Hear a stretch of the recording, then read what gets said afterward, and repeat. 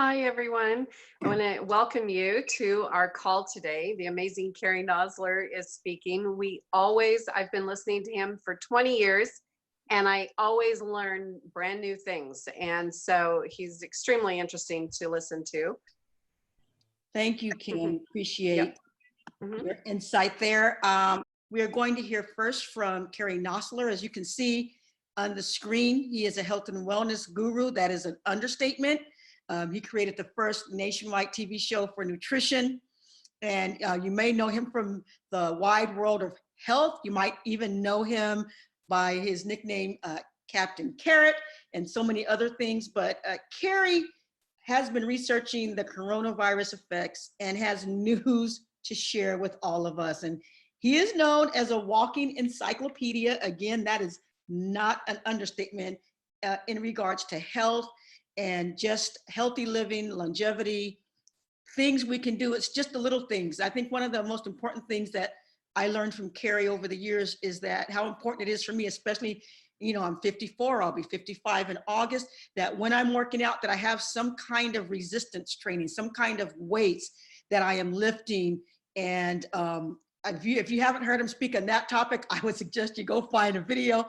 And there's a very good reason why that is. He may get into some of that today. But without further ado, I want to introduce Carrie Nosler, who has just been a great friend, a tremendous friend to Greg M. and to the Impacts family. And Carrie, we are so happy and thankful to have you on with us today. Hello, Carrie. Welcome. I was gonna say, I gotta thank you too, because if I didn't get your expertise on how to do all this stuff, I wouldn't be heard today. So thank you for all your help. I appreciate it. As you said, we all know what's going on today. We know, obviously, we're in the midst of a pandemic, that there are stay in place things. We have to shelter in place. We have to have social distancing. We have to wear a mask. We wash our hands often. We try not to touch our face. That was a hard one for me to get into at the beginning, but it's just a habit, and you just don't just do it without thinking. So while we're doing all those things, folks, we cannot let go of the fact that there are other habits, there are other strategies that we can use to make sure that our immune system is as strong as possible. Doesn't mean you may never, ever get it, but it does mean that if you do, like 80% of the people in the country, when you get it, you have very mild symptoms or sometimes not even know what's going on. But unfortunately, we have a lot of risk factors in the nation. One of the most important risk factors, unfortunately, is being overweight. And we have like 42% of the population is overweight, and they are disproportionately affected by the coronavirus. So, and that's part and parcel of lifestyle.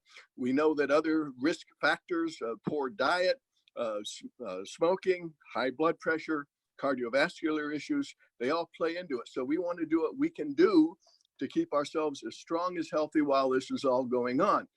I'm going to just outline a couple of strategies that I've been able to find in some of my research, and I think you might find interesting. Supplements containing vitamin C and D and other micronutrients, and often in amounts exceeding the federally recommended levels, which you always hear all the time. Oh, you just need this much or whatever. Well, right now, you may need more to help your immune system fight off COVID-19, and more importantly, acute respiratory tract diseases. And this is coming from an Oregon State University researcher, incidentally. This fellow, Adrian Gombard, he's with the Oregon State University's Linus Pauling Institute. He also had some collaborators from the University of Southampton in the UK, University of Otago in New Zealand, and the University Medical Center in the Netherlands. And they say, hey, public health officials should issue a clear set of nutritional recommendations to complement messages about the other kinds of things that we're supposed to do. Hand washing, social distancing, and everything else that's going around. Right now, acute respiratory tract infections kill, unfortunately, about 2.5 million people every year. Now, Gombard is no lightweight. He's a professor of biochemistry and biophysics at the OSU College of Science. and he's also a principal investigator at the Linus Pauling Institute. He says, but listen, there's a wealth of data shows the role that good nutrition plays in supporting the immune system. And he says, as a society, we have to do a better job getting that message across, along with the other information that we've had. Now, he gives some specific things that help your immune system. We know, for instance, vitamin C, vitamin D, which we'll be talking about in greater length, zinc. In fact, right now, there's a national shortage of zinc because it is so important to help the immune system. And we know about omega-3 fatty acids, but it's one of those. There's EPA, and then there's something called DHA. The DHA is very critical for immune function. It's also very good for brain function, folks. And that's one of the reasons that babies are given formulas with the DHA, and mother's milk is very high in DHEA. It says we know that vitamin C and D, the role they play in immunity is very well known. Growth of immune cells, antibody protection, vitamin D receptors on immune cells also affect their function. And that means that vitamin D profoundly influences your response to infections. Now, the thing here, and this is why you got to remember, we're not getting enough of those nutrients to begin with. And he's saying that maybe more than just a daily multivitamin, but you should look for doses that are a bit higher than the suggested federal guidelines. And I suspect if you talk to him in person, you probably would have them a lot higher. But that's the whole point. He says, we've developed practices to help stop the spread and impact, regular hand washing and so forth. But he says there's no doubt that while the vaccines are going to be effective when available, they're not foolproof. So he says, get yourself nutritionally up to speed to help your immune system. Now, one of the things he talks about, and this is just fascinating to me, is vitamin D. And I know Greg has probably talked about this before, but first thing to understand, folks, about vitamin D, it's not a vitamin. No, it's a steroid hormone.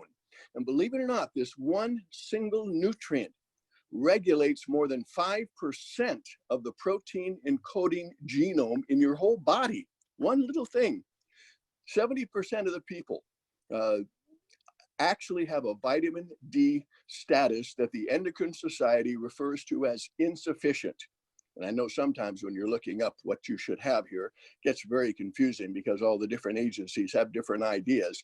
But the Endocrine Society, very, very up to date on what's going on. And they're saying, hey, you need to have that to stop the dysregulation of that 5% of the protein encoding genome that we were talking about. And 30% are actually qualifying as totally vitamin D deficient. Now that's really, really serious when you think what a role it plays and how you are able to fight off things like COVID-19. We know that you can go out in the sun, which most people do not do, or if you do, you got a sunscreen on, or if you do, you've got all your clothes on. The more you have to expose a sufficient area of your body to the sun in order to make your vitamin D. And again, most people don't do that. And if you're a little overweight, again, we mentioned before that being overweight is a risk factor for coronavirus. Well, if you're overweight, the body stores the vitamin D in the excess fat stores, so you don't even get that much of it. So everybody, just because you take a certain amount that's recommended, doesn't mean that's what's in your bloodstream. So the best thing to do there is to get yourself tested. Now, here's what's important here, because this will come up in all the different kinds of things we're talking about today. Much evidence suggests that vitamin D is protective against respiratory tract infections. And if you know, that's what's getting people, the sickest people have those type of respiratory problems. Up to 80% of the people who are actually hospitalized have that particular situation. That's why we have the respirators in the hospital. 25 randomized controlled trials from around the world have demonstrated that vitamin D supplementation reduced the risk of acute respiratory infection by more than 50%. And this is especially true if you have low baseline vitamin D levels. So very much suggest that you look to supplement with vitamin D. And the doctor from the Linus Pauling Institute was saying at least 2,000 IUs a day, which in terms of milligrams is not very much at all. And again, you may need more. The only way you can tell, and you want your level probably optimally. I know there's different suggestions here, but if you look at groups like the Endocrine Society or the Vitamin D Council, they're saying, hey, try to get your level at least to 40. And if it's between 40 and 60, that would be great. But get a simple little test to see where you are. If you need more vitamin D, you will understand what needs to be done in order to help your immune system. But again, it is such an important nutrient, a hormone, and it's so much in arrears, you might say, as far as the amount of that we get, that we're talking about supplemental vitamin D might be a viable way to increase to sufficient levels and potentially reduce the risk of complications associated with COVID-19. Nobody's saying that you'll never get it if you have your vitamin D. We're not saying that. Just like we said, if you take the other nutrients, doesn't mean you'll never get it. It does mean, though, that you're reducing some of the risk factors that could play a very, very detrimental role if something did happen to you, like an exposure or something along those natures. Now, another one, very, very important, and probably most people have never thought too much about this. Melatonin. The only time you think about melatonin is at night when you want to go to bed. And some folks take it to help with sleep. Well, it's very, very important that way. But a recent review suggests that melatonin may play a role in combating COVID-19 and is an adjuvant therapy, not the only thing you need to do, but it's something to go along with everything else that we do. Why? Excessive inflammation, oxidation, meaning your free radicals are building up too much in your body. Exaggerated immune response. Well, you say, well, I want an immune response. I want it to really work. Well, if it goes too much, then it becomes a problem because the body overreacts and can cause as many problems as not being up to speed in the first place. But those kind of things, exaggerated immune response during an infection, contributes to what they call the cytokine storm. And these are things that progress into acute lung injury, acute respiratory distress syndrome. There it is again, folks, acute respiratory distress syndrome. You'll hear it again and again. And the antioxidant, anti-inflammatory, and immunomodulating effects of melatonin. And all of these things have been found to be a protective against a viral, different types of viruses. Now, no one's, researched specifically to COVID-19. Why? Well, because we haven't had time to do that, and it wasn't around before. But they can extrapolate based on the way that it affects other things like SARS, for example, or MERS. It has a high, what they call genetic homology. With infections, severe inflammatory and immune response can activate, again, that so-called cytokine storm, and it can result in the death of epithelial cells that leads to vascular damage. Epithelial cells are on the inside of your arteries, your veins. Very, very important. A very thin layer, but when that starts to get damaged, then it can lead to adhesions, it can lead to inflammatory buildup and all kinds of heart and stroke problems. So understanding that melatonin plays a role, and that maybe it's a good idea to do a little bit of adding that to a program. Now, here's a nice true thing about melatonin. It's really relatively non-toxic. Even if you were going to take huge amounts, may not be necessary to do that, but you're still not going to hurt yourself, and it doesn't have a feedback mechanism, because melatonin, again, is a hormone that you find with other hormones. Because you're taking more doesn't mean your body stops producing its own. So that's a very, very important thing. And again, it enhances your immune response by improving proliferation and maturation of natural killer cells. And these are the things that your body sends up when it's got a problem. So that's very, very important. And again, like I said, they don't have studies on it with COVID-19 because, again, it just hasn't been around that much to do it. But they're suggesting doses of 5 milligrams, maybe up to 25 milligrams. These have been shown to decrease serum levels of certain factors like C-reactive protein, which shows the amount of inflammation in your body. that they know that those would probably be an appropriate way to go. So 5 to 10 milligrams a day has been shown to decrease many of the same inflammatory cytokines that are seen in COVID-19. Said it, even at higher doses, the short-term use of melatonin has been deemed safe, but while the safety has been verified in human studies, its effects when given to those with COVID-19 remain unknown and should be monitored closely. Those are kind of caveats that you have to say, so we'll say them as well.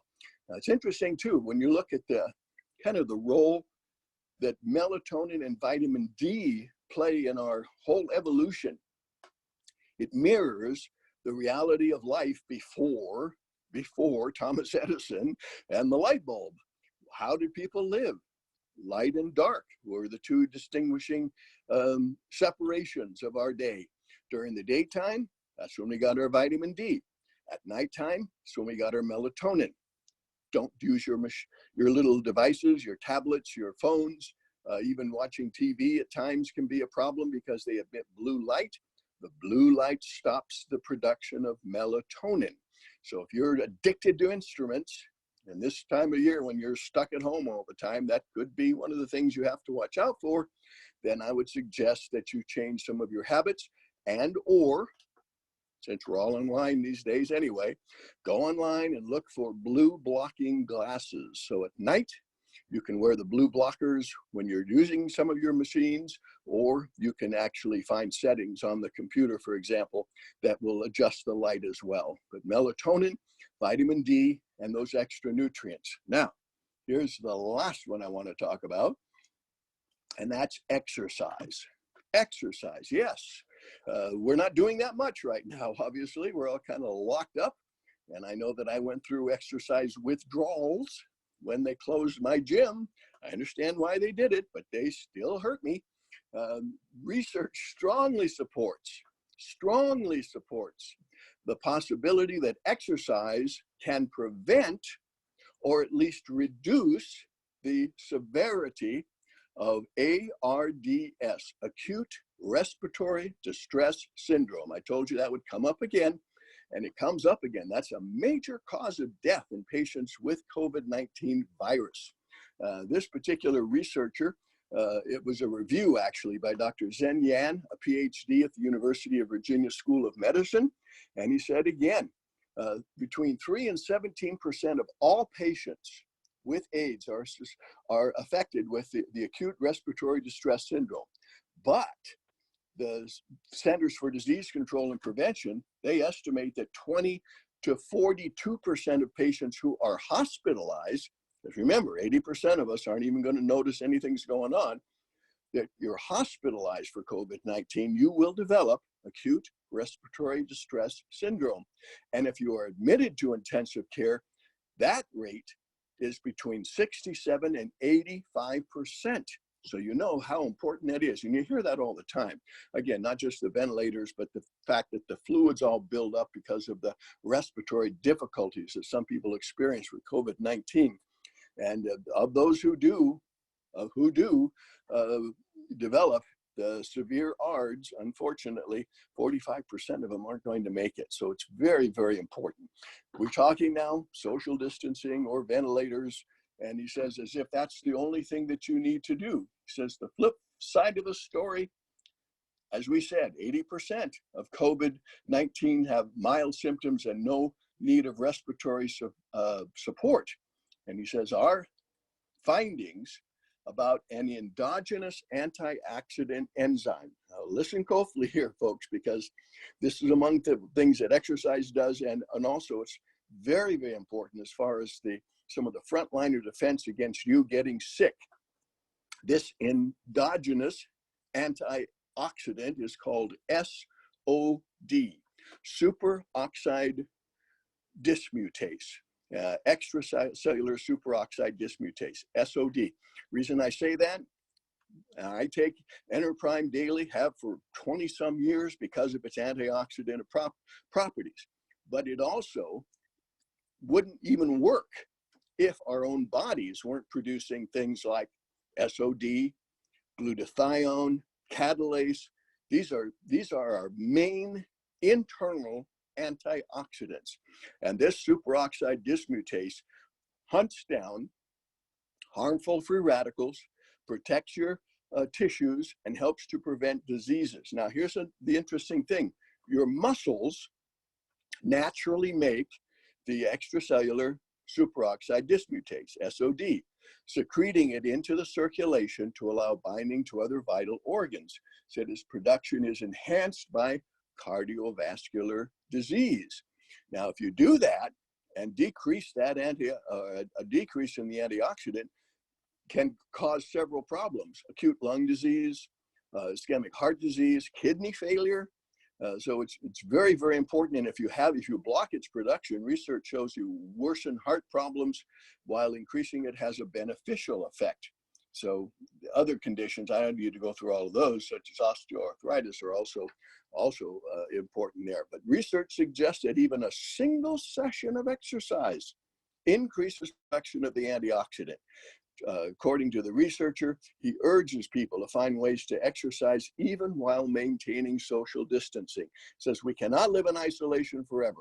Regular exercise has far more health benefits than we know, and the protection against this severe respiratory disease condition is just one of many examples. Well, I want to add here too that beside the fact that you can produce more SOD internally, like when you do exercise, or even when you eat good food, the body, or have a need, like when you exercise, you're creating free radicals, because the little mitochondria, the little energy furnaces in your body, they're producing ATP, but in that process, they create a lot of free radicals. So the body then uses things like SOD to come up and kind of take care of them so that you can keep going and be healthy. You actually need some of those free radicals after exercise, kind of stimulate the body to do other things. You just don't want it to stick around for a long time.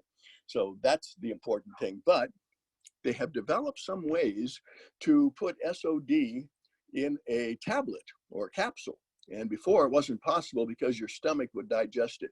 Plants, a lot of plants have the superoxide dismutase, but it's for their benefit, not ours. So cantaloupe, for example, is very high in SOD, but if you eat it, you don't get any SOD. Your body's going to digest it. But some scientists found a way to get the SOD from the food, in this case, the cantaloupe, and hook it onto something called gliadin, which is one of the wheat proteins. And so the gliadin actually kind of hooks onto the cellular wall or the intestinal wall and ushers that SOD into the system.